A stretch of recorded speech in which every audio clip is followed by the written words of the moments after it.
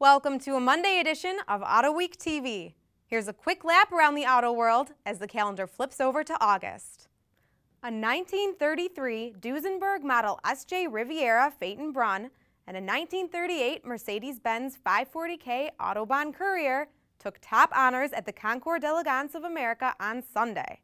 The event was formerly known as the Meadowbrook Concours.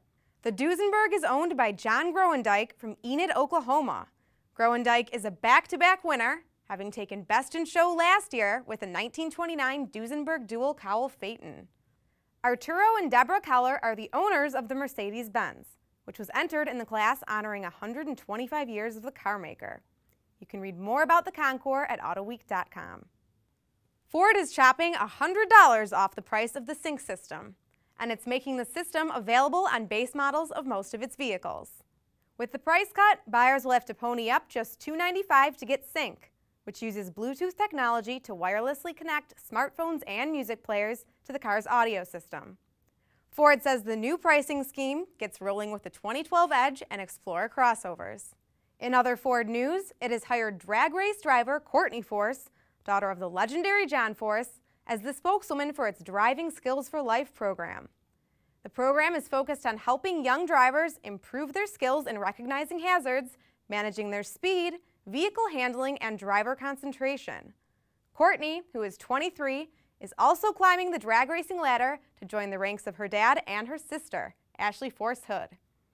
Let's close today with a review of the diesel-powered Mercedes-Benz S-Class. Here are editors Bob Gritzinger and Natalie Neff. Hi, I'm Bob Gritzinger. I'm here with Natalie Neff. We're driving the Mercedes-Benz S350 BlueTech. This is the 2012 model, and the critical key element to this car, diesel under the hood. Right, hence the BlueTech. Hence the BlueTech. And part of that refers to the after treatment that makes these diesels 50-state legal. Because there was a little gap there a couple years ago where we had no diesels at all available in the US, and that's because the restrictions on particulate and NOx emissions got so strict that particularly Mercedes and Volkswagen had to go back and kind of re-engineer the after treatment.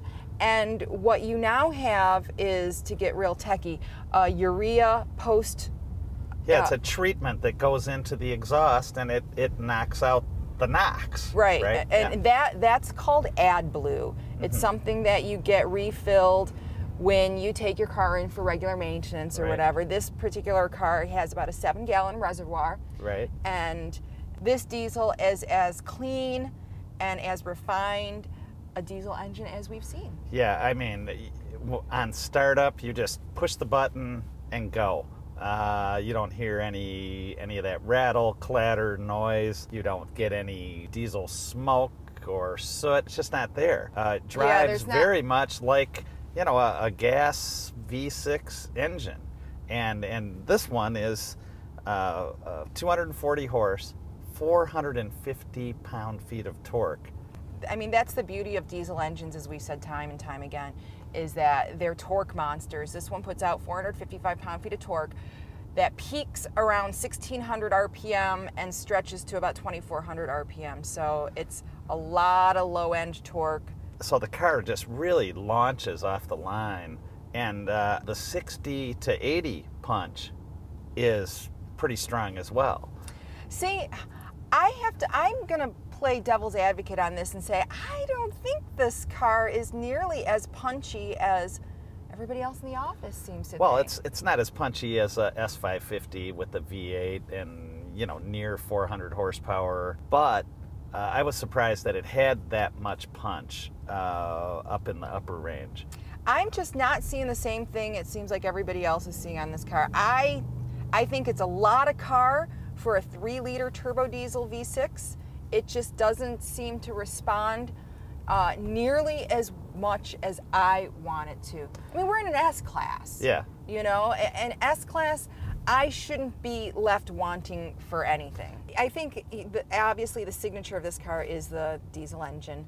I'm not sold on it in this application. It seems like most people are. And this car is 20 city, 31 highway, yeah, you know, for a combined of around 24. So hard to argue with that in a full-size, 4,500 pound sedan, you know. The other thing about this car I think is good to know is, despite the fact that it's slotted sort of as an entry-level model for the S-Class, it comes with all of the kind of fancy schmancy systems we're used to with an S-Class. All the good stuff. You know, you've got the central controller here, which I think is a huge improvement over the old system anyway. But it's easy to access all of your HVAC, all of your navigation, all of your entertainment controls kind of right at hand. And it all kind of makes sense, you know, like BMW's iDrive improved over time, this has improved over time. Right. The command system, they call it, yes. right? If this is the alternative to all that hybrid stuff, I'll take it. Yeah, I'm with you there. It's, you know, it's a great alternative, much simpler and very refined. It takes me back to the diesels of old with none of the negatives. Right.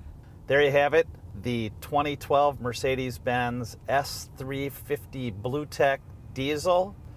For AutoWeek, I'm Bob Gritzinger, driving with Natalie Neff. Thanks, guys, and that's our news for now. Keep up with all the car action at AutoWeek.com. We'll be back here tomorrow. Until then, enjoy the drive. Thanks for watching today's edition of AutoWeek TV.